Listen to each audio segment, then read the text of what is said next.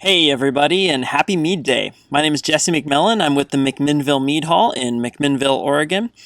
And today I'm going to be walking you through a virtual mead tasting using four of my absolute favorite meads that I've gotten from a couple different places around the West Coast and overseas. These are meads which I think do a great job of introducing mead to those who have never tried it before or who are trying to learn a little bit more about the industry. I'm going to be talking a little bit about what I think makes a really marketable mead, some of my kind of mead appreciation philosophies, as well as talking just a little bit about where I see the culture and the industry going as mead becomes more and more popular all over the place. So, without further ado, why don't we go ahead and dive on in?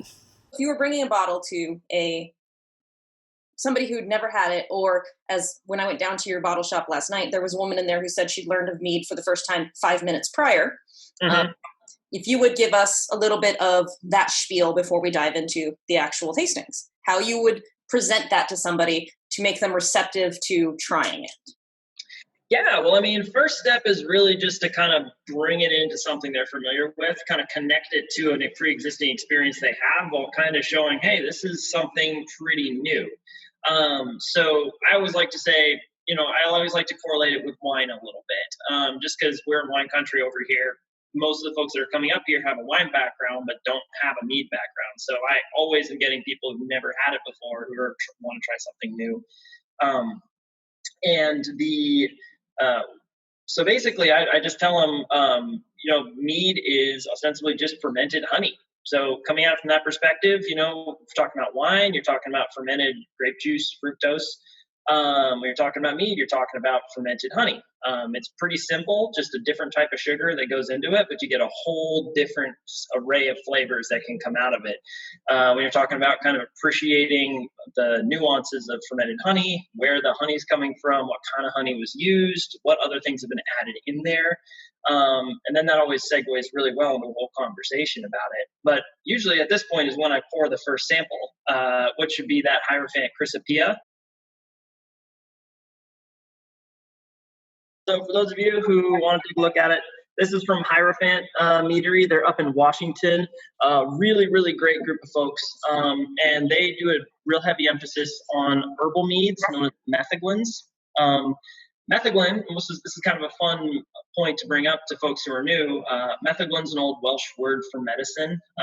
It kind of has a history of being used medicinally. Obviously, this is recreational. We've got better medicine now, so don't use mead as your medicine, or whatever you do on your own time is your business. But basically, Hierophant, this is their kind of baseline mead. A lot of the other meads are born out of this one, and this is just a basic traditional. So, let's go ahead and pour a little bit of that here. Traditional is basically a term to describe a mead that's just honey, water, yeast. So no other extra stuff in there. Metheglins are done with herbs and spices, and we'll get to one of those in just a second. But your traditional meads, as simple as it comes, really highlights the honey. So basic ingredients are you take honey and water, you mix them together, and you get yeast in there. And you end up with a traditional. And it kind of depends how long you ferment it and what your style is, what you're going to end up getting out the other end. But the kind of primary differentiator between traditionals is the type of honey that's actually used. Everything else being the same. So in this case, this is a desert wildflower honey mead. So all of the honey came from various flowering plants, trees, shrub, brush around the eastern Washington deserts. So that's kind of one of the cool things about mead is that when you're coming at it, you're drinking really like a geographic region rather than just drinking one variety, especially with wildflower honey, of course. So why don't we go ahead and take that first sip there? Give that a try. Yep. First step, make sure you swirl it up just like you with wine tasting and get your nose way in there and just take a big old snarf. So basically, when you're getting a lot of scents out of mead, you're getting floral aromas. So we've got a question from EC. Is there an optimal temperature to be serving meads at? It really depends. Mead is traditionally served warm or room temperature.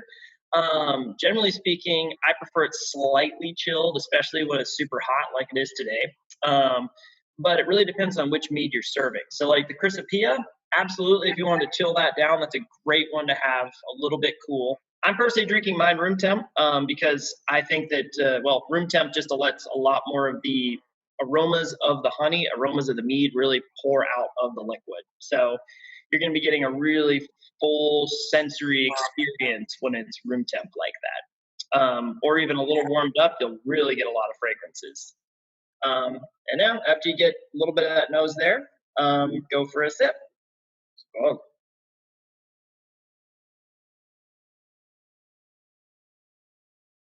Yep, and same as wine tasting, swirl that sucker around, let it melt across the whole palate. Make sure you get every little nuance out of it.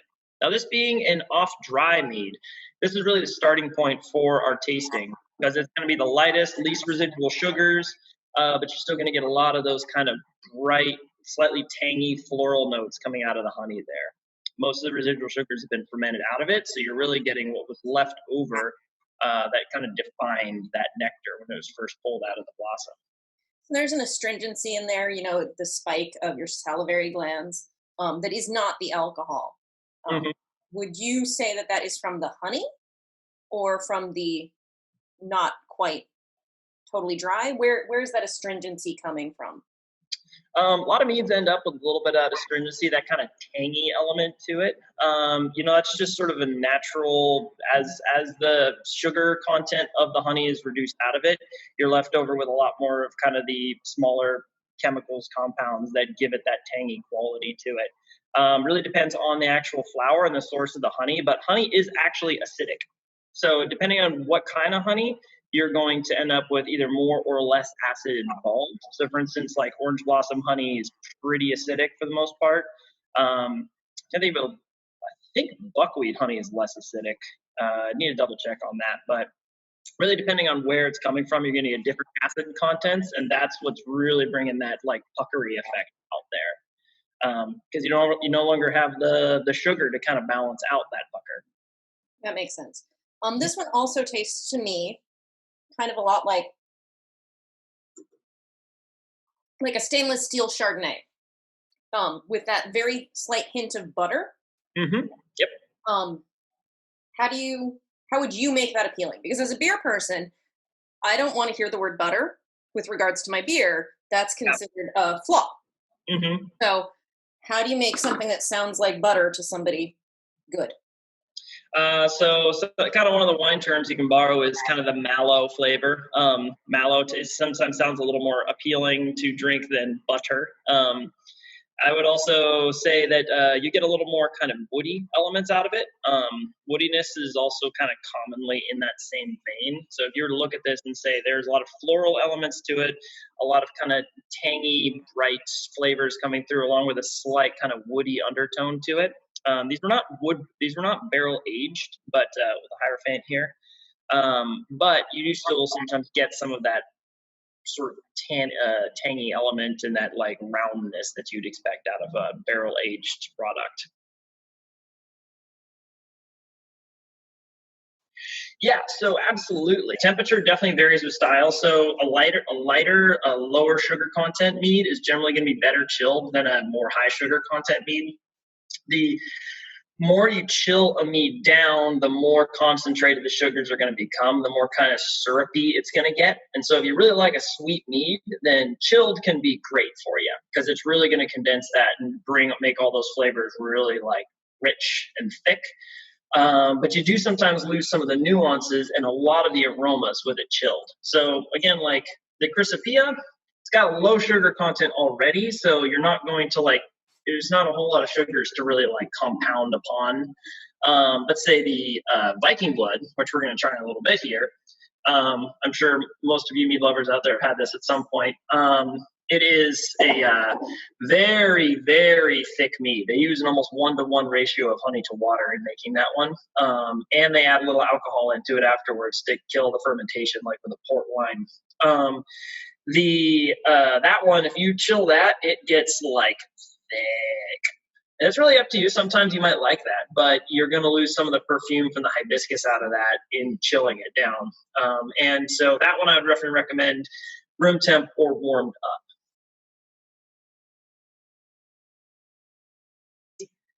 Personally, I like session meads, and I don't think they're going to. I don't think they're going to be edging out still meads anytime soon. I do think there's a place for them, especially in regards to making mead more popular.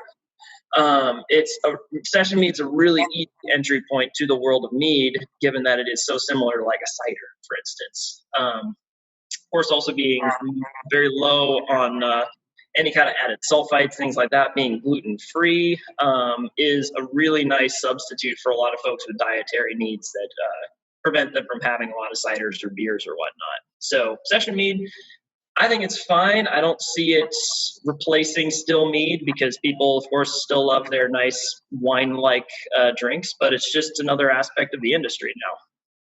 So I'm going to jump in at the question there real quick. My understanding from lots of people that I've spoken to is that the phrase session within mead actually has a definition in a better way than, say, beer does, in that it's 10% or less, which for my small butt is not at all sessionable. I will be knocked on my ass. Mm-hmm.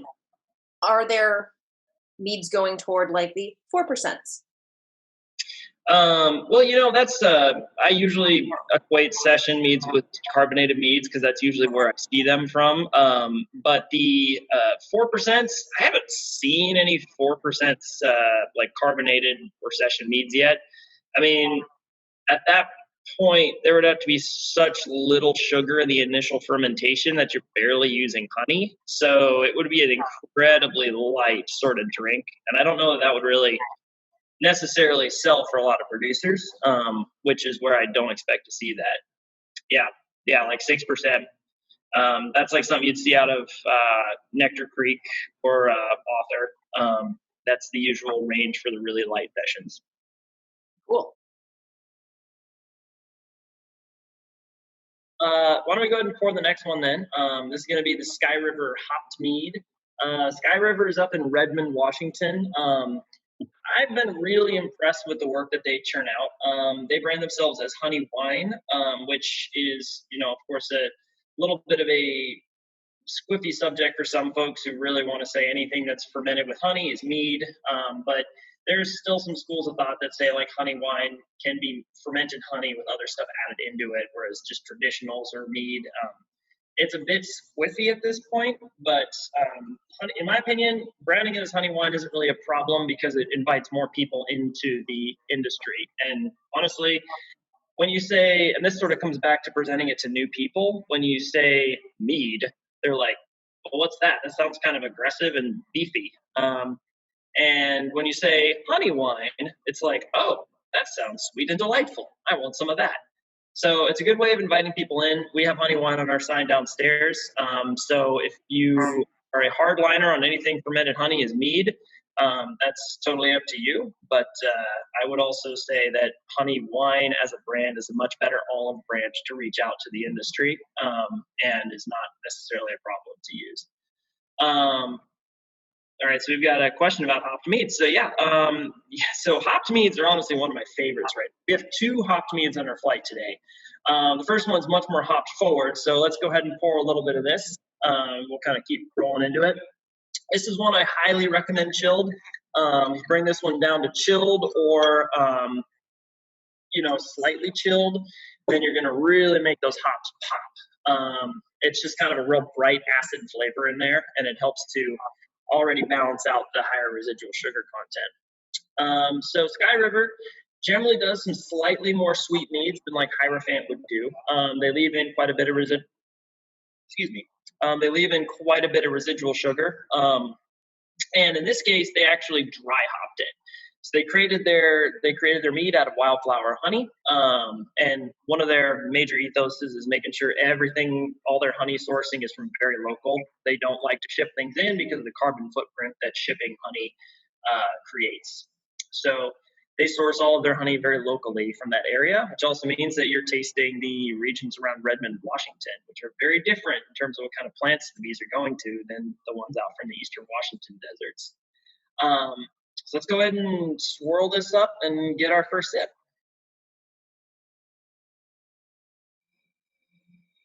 This one smells substantially more honey-y to me. Yes. Like in that word, when you drill down, you get more flavors. This is one of the things that we talked about with Lee in an earlier session. But when somebody initially thinks honey, they just think honey. And that's kind of what this one screams on the aroma. But it does have, for me at least, this little kind of hint of, oh, that could be hops. I could see that. But if you didn't tell me it was hops, I'm not entirely sure I would have picked up on exactly what that was. I would think I would just go extra floral. Yeah. And that's one of the reasons hops works really well, is that it tends to complement the floral undertones of honey and kind of bring them out, while also giving a much needed acidic quality to mead. So like you tasted with the Chrysopia, there is an acid taste to that one because there's so little sugar left to hide it. So the acid content of honey comes through, as well as the increased acid from the fermentation. So that's where you get that tang from that one.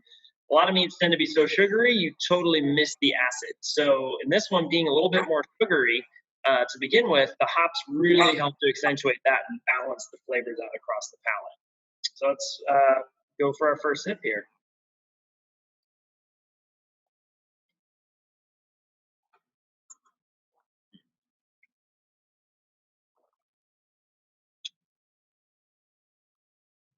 So it is substantially less astringent to me. And doesn't have that lingering bitterness that I associate with something that often associate, I should say, with something that is dry hopped. One of the things that's interesting in beer is that these days, especially with the hazy craze, dry hops often are relatively less bitter, even if they have high alpha acid content. Right. I can't pinpoint what hop they used here. Part of that's because it's not a strong suit, but part of it is because it's a very slight hand with it. Yeah, I have not actually gotten a definitive answer on what kind of hops they use either. I want to say Cascade personally, but that's entirely just my guess. So I am just I think it's a good one. thinking off of that one. It's that lack of astringency. I mean, when you're talking about beer brewing, you're talking about incredibly hop forward. And the hops themselves have been steeped in like boiling water, basically, coming out of the that process many times. I guess in dry hopping, not so much. So that's one of the differences. Is that dry hopping uses the solvent properties of the alcohol and the acids in the beverage to dissolve slowly over time the hops into the brew. Whereas if you're not dry hopping, you're like boiling it, and that can bring out a lot more astringency in the process. That might be where you're getting that difference in dry hopped beers versus non-dry hopped beers, being less overall like puckery. The cool thing about mead is that the combination of both honey and alcohol creates a solvent, an even greater solvent effect. So anything you put in there will dissolve over time. So you can create like lavender meads where you just put in lavender into a traditional, let it sit for a couple days, and then strain it all out, and your mead will be heavily lavender infused. Same with like rose, cardamom, spices. We've got one with saffron in it right now. That's really, really nice from Hierophant. Oop. That wasn't really a question. One of our people today was talking earlier about a lavender blackberry mead. Oh yeah, ooh, good idea. That's awesome. I mean, you can actually do with fruit too. Fruit will also dissolve, so you can put in your berries after the initial ferment when you have your traditional, and just plonk them in there, and they'll dissolve over time and create a lot of extra flavors. I do recommend either macerating the fruit a little bit there. I know there's some enzymes you can also put in to break it down, but honestly, I'm more on the retail end of mead than the production side, so I would definitely talk to John about the best ways to get fruit into your mead and whatnot. But yeah, mead being this kind of solvent beverage lets it become almost a tincture, which is where you get this history of it being medicinal. More medicinal, when you're trying to create a potion that doesn't taste horrible, plonk it in some honey water or some mead, and it will break down and become kind of a tonic. And so that's where the term metheglin comes from, which is what this would be, given that hops is a flower. All right. Does that sort of answer some of those questions about hopped meads? We're going to have another one in a second here with the Donska mode, but that one's much less heavy on the hops, and it's got some different talking points. I don't know. What do you guys think in this flavors wise? Because I've been hogging the mic. I've been really enjoying this one because of its balance. I think it's something that we were talking about with Chrissy earlier as well. The slight acidity with the sweetness tends to leave things more feeling even in your mouth. Yep. That's what I typically appreciate about hopped mead. Yep. That's Chrissy was the first one that kind of taught me that a little squirt of lemon juice is not a bad idea in a glass of mead. So if you were to squeeze a little bit in there, that really lifts it up. And that's just, again, because you need that. A lot of time what mead is missing is the finish, which is like the back of the palate.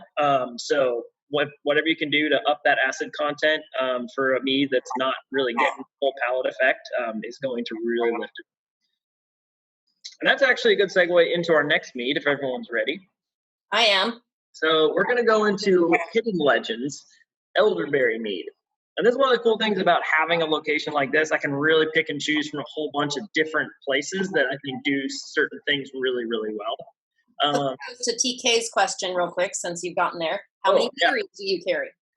Oh my gosh. It's kind of on a rotating basis. We have, I have a whole spreadsheet pulled up. We have had in at least 30. But I need to check my spreadsheet exactly to remember off the top of my head. Yeah, no, we've been around for quite a while. We don't carry all those at one time generally. But for instance, right now we've got Wild Blossom Meadery's Pirate's Blood in, which is an amazing capsamel. If you get the chance to try it or come out here and try it. Huh? That's the one Gio sent me home with. Yep. That stuff's amazing. Super spicy, like habaneros and chipotles in there. It's delicious. But that's one we don't always carry. It's kind of on a rotating basis. Sometimes we carry Orin Moore. That's a really high quality one from down in Roseburg. She does all kind of combinations of melomels and metheglins. So she has an amazing elderberry hibiscus lime mead that I'm crazy about. But it's more of like the top shelf mead, and we kind of rotate her through periodically, especially when we have some more resources to work with, which COVID has made difficult, unfortunately. But yeah, we're actually working towards creating a mead library and trying to really assemble the widest selection of mead at any one time that we possibly can, so that we really make it possible for somebody to come in and get something new and exciting every time they arrive. And that's just going to require a lot more reaching out and hitting the pavement and talking to meaderies, but that's the fun part of the job, really. Yeah, so to answer your question, quite a few, yeah. Oh my gosh, yeah, Superstition. Oh man, Superstition, it just gets me.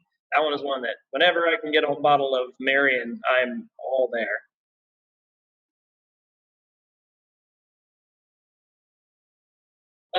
Yeah, we've thought about that as kind of a YouTube series, doing up a series of just basic, doing up a series of kind of digital flights, and then just going through and talking about each one and what it offers.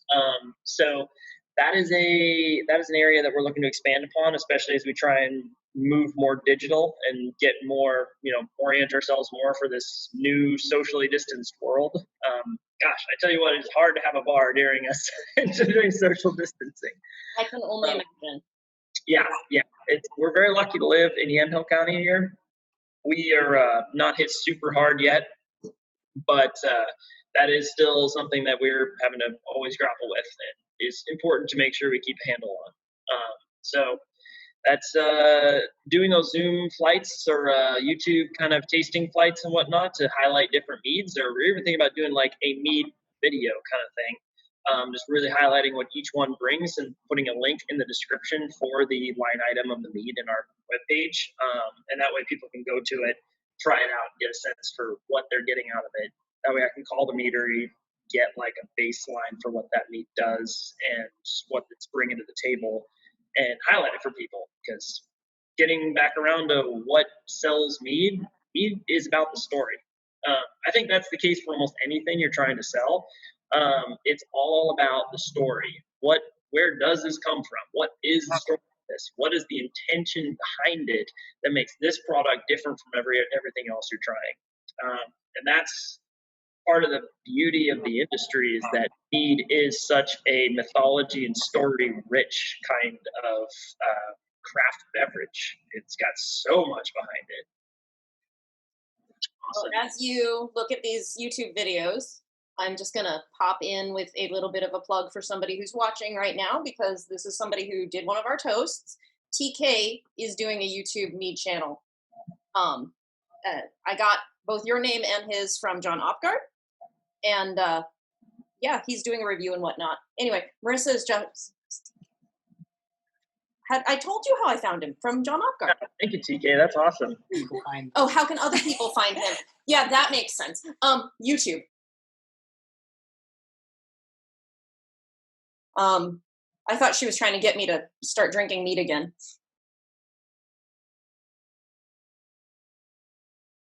Here is our hidden legend elderberry mead. Oh, you're way ahead of me. Okay, fine. Marissa was gesturing, remember? I thought that's why she was saying that.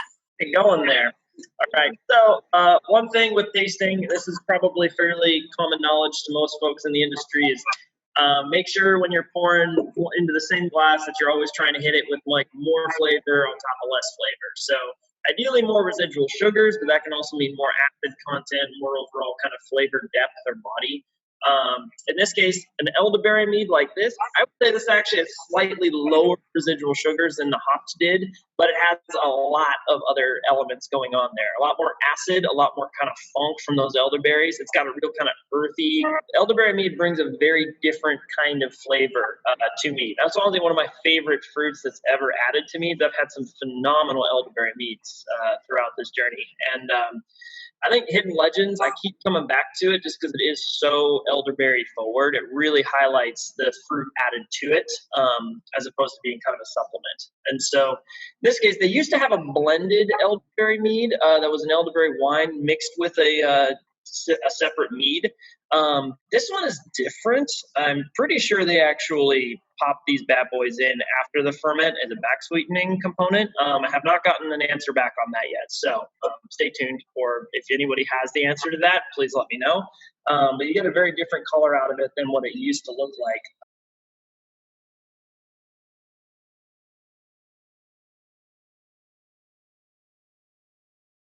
Basically, this one is a very, you can see that ruby red color coming out of it, very different from how it used to be, which was much more kind of deep and purple. And this has some fantastic deep notes to it. A lot more residual sugars than a normal wine, but with a lot of those same kind of deep acidic qualities of the finish, a little more tannic. So go ahead and swirl those up, and let's go for it.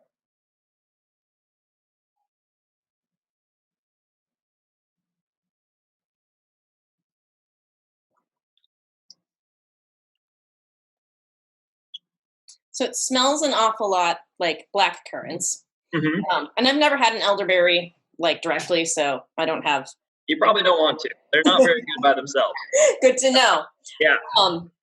But it's interesting to me that it tastes kind of more light, like a much lighter fruit, not cherry, maybe a little raspberry-y, but very. It's a lot lighter in taste than it is in aroma. Yeah. Mm-hmm. See, I get strong raisin. You get strong raisin. Okay. Mm-hmm. Yeah. It's generally a pretty powerful flavor, which is why it's added to mead so often, or turned into wine. So you've heard that phrase, "Your father was a hamster and your father smelt of elderberries."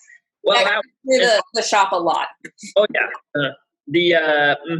Basically, elderberry is fantastic early homebrew kind of fruit. They're covered in yeast right out the gate, so you can pretty well mash them up in a bucket of water and they'll start fermenting themselves. So the elderberry wine goes way back as being like cheap wine for a lot of commoners and whatnot. Yeah. And there we go. Thank you, Chris. Yeah, bring on the Monty Python memes. All the way. Oh yeah. But of course, if you were like royalty, that didn't mean you weren't drinking elderberry wine. It meant that you were drinking fine elderberry wine. And that often meant adding honey to it to sweeten it up. Elderberries are super astringent and pungent by themselves. And so elderberry wine is super puckery. But if you were to add honey to it, make it a fortified wine, it gets really nice. And well, not really a fortified wine in this case, more like a port. Get some extra residual sugars in there.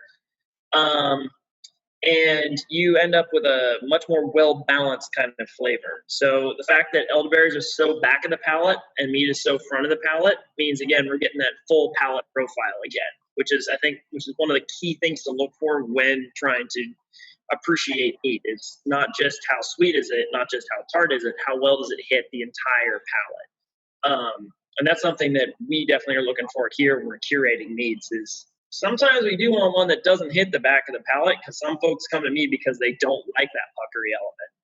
But if we're talking about a really good mead, then we're talking about one that has that breadth of flavor that hits everywhere it counts. And that I think this elderberry mead tends to do that. It also kind of goes back to that medicine mead sort of trope. Elderberries, of course, are super high in antioxidants, vitamin C, very good immune fortifiers. So traditionally, elderberries have been considered, well, even nowadays, people take elderberry supplements and syrups when they're feeling sick. And back in the day, they took those with something like mead or tinctures or whatnot, or they brewed into a tea. But mead's way yummier to have your elderberries with. I have to take your word for it, since I've never had them, but apparently I shouldn't. Yeah, don't just eat an elderberry straight off the. I mean, you can if there's a nasty seed in the middle of it, but and it'll taste bad. But you're welcome to do whatever you want with your life. It won't. I mean, they're not. Appreciate your permission there. They're not poisonous, so you'll just won't appreciate the experience. And unless you eat the seed, I don't know if the seeds are poisonous. Does anyone know if elderberry seeds are poisonous?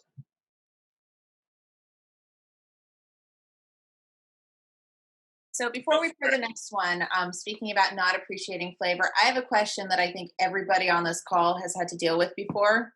When we try to talk to friends or family or coworkers about mead, somebody always turns around and says, "Oh, I had that once. It was too sweet. That's not something I want to try again." Yep. Since we've all been there and we're still trying to figure out strategies, how do you talk to people about that?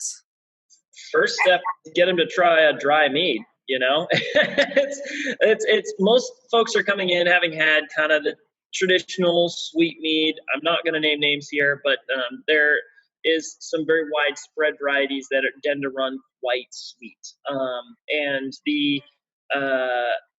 And kind of the problem you run into there is that when somebody's first experience with mead is this very, very sweet drink, some folks are like, "Oh yeah, this is exactly what I want. I'm all in. It's not gross and bitter, like yada, yada, yada."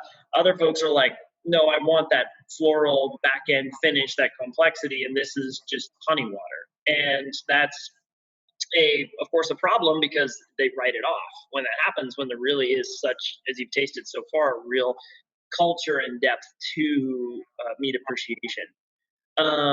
The way of combating that is really just getting them to try something different. And I always recommend going with like a really dry kind of mead. Usually a metheglin works great. In my opinion, metheglins are just like different enough and bring that inherent like perfumey aromatic quality that a lot of mead is missing, especially cheap mead.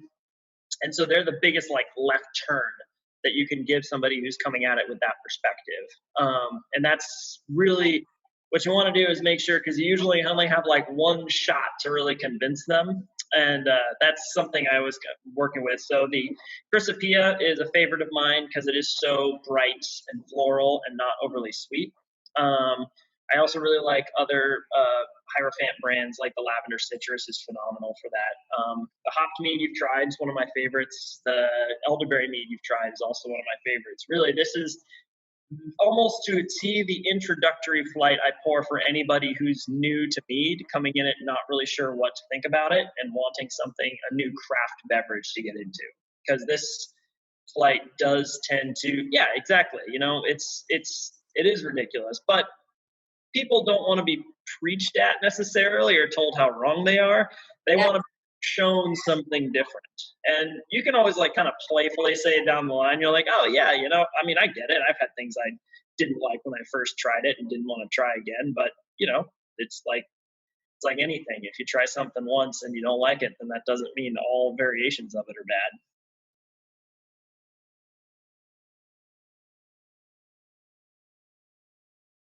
get someone a session mead. A session mead is a good place to go, but again, a lot of folks to me, a session mead is like not a good enough indicator of how mead is different from what they've tried before. Because usually they've tried something that's a still mead, or they might have tried a carbonated mead and it just wasn't very good. Where was I? Yeah, so basically, I don't know if session meads are where I would start with introducing somebody to mead, just because they don't bring quite the impact usually that I want to like show them there's something new and something interesting to this industry. Because session meads are a lot like ciders, and most people have had ciders before, and there's nothing wrong with that. I like them a lot, but they are more like supplementary to the impact that an actual bottle of still mead can make. So I usually want to pour them like a metheglin, something that's light, not overly sweet, but still it has that full palate effect we've been talking about. Sure. Yeah, absolutely. And that's a great one, especially down the line after they've kind of had their minds open a little bit and they've been like, okay, maybe not all meat is the same. And then you pour them that, and that just kind of adds to that and shows them, hey, there's even a whole other dimension I didn't know about. And that just sort of opens it up even further. Time for the bloodletting. All right, here we go. So Dansk Mold Viking Blood. I gave you a little spiel on it already. The actual first time we've seen hops, well, there's an old recipe from the 16th century that was incorporating hops in the making of the mead. Sometimes there's some monks that were doing it. But Dansk Mold is one of the most successful meaderies in Denmark and kind of in the world at getting their mead around. They do about almost a half and half honey to water mixture. It's insane. There's so much honey in their mead. And then basically they let that ferment out. And then they add a little bit of alcohol to it to kill the ferment once there's about the right amount of residual sugars left in there. The Viking Blood is hands down our most popular product. It goes like crazy. It's made with hibiscus and hops. Really big, powerful flavors, all the way up at 19% alcohol content. So this one does not mess around. And it kind of just is a whole different wing of the mead experience, more like the fortified wine kind of side of it, which again is another good one to show to people who are new to mead, because this is like that kind of epic flavor that you'd expect to see from something that Thor is drinking. All right, so I'm gonna go and get a little in here. All right. Okay. All right, we ready? I think we are. Here we go. Wow. I can't even get to the tasting quite yet because it's such a powerful aroma. Yeah. It's, yeah. Oh, yeah. It's a good way of putting it. Smoky is good. A lot of I expect a little bit more floral from both hops and hibiscus than I get. Yeah.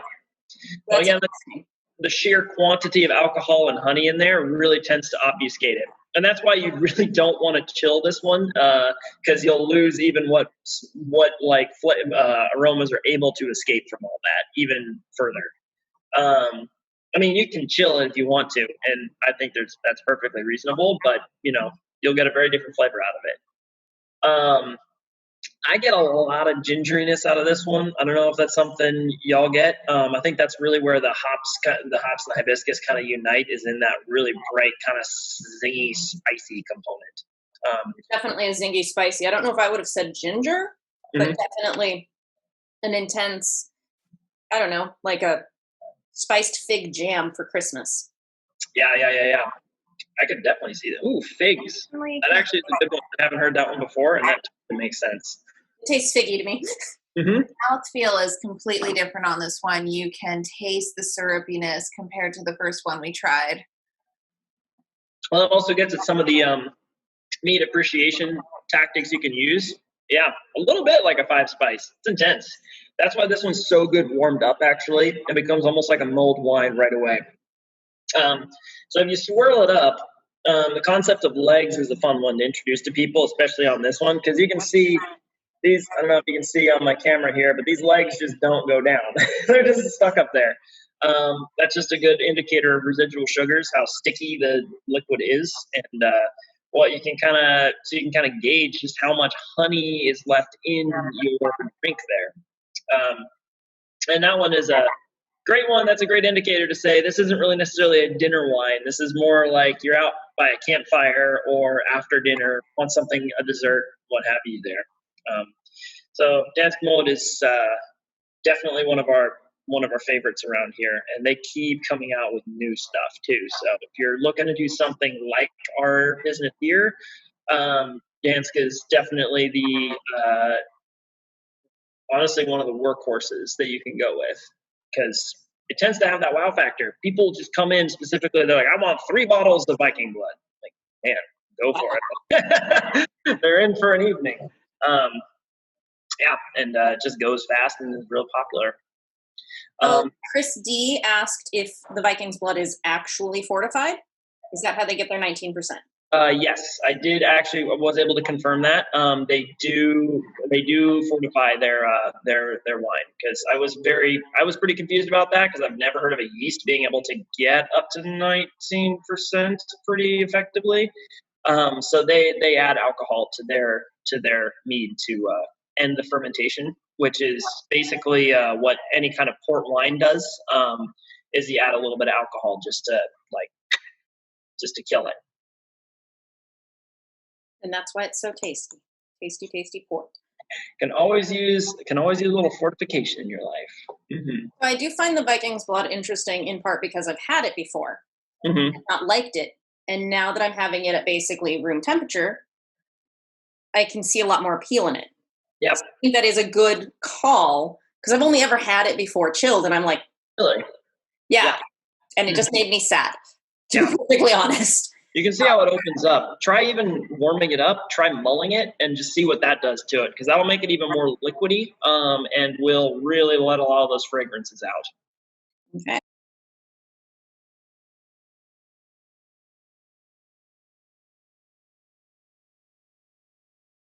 I mean, that's honestly the most likely. It's also probably going to have the least flavor interactions, so it really tends to maintain what they're already doing with it.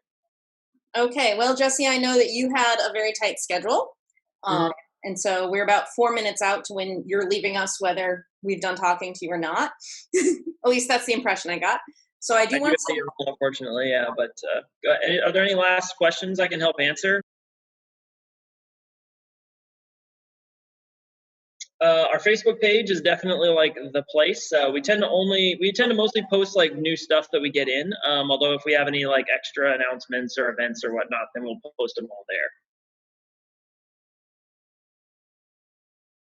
That would be awesome. Yeah, always a pleasure to see any new folks up there, especially if they're actually like know me to begin with. So then I can really just say, here's the weird stuff. It's always fun to geek out. Exactly. Yeah, that's when you get the pirate's blood. Indeed. Thank you so much. Mm-hmm. If there's like one last question, we can probably field it, but then how far away do you carry? As in ship? So TK, we are still figuring some of that out at this point, getting the details for shipping distribution worked out. Oh yeah, I mean, Dansk Mode is for sure the furthest away. We've carried stuff from Maine before. We're not currently carrying them. We're waiting for some distributors to bring them back in the area. Yep, that's the one. Chicago currently is one that's pretty darn far afield. Wild Blossom Meadery. They're awesome. They do some fantastic melomels as well as the Pirate's Blood. So they're a great one to check out if you are looking for something new. Jesse, thank you so much for joining us. Thank you for walking us through that. Thank you so much. Super great. Thank you. Yeah, it's a pleasure to be out here. Always so awesome to get to talk to other folks who are passionate about this subject. And, I hope everybody has an awesome rest of your day. Stay safe and, raise a glass for me.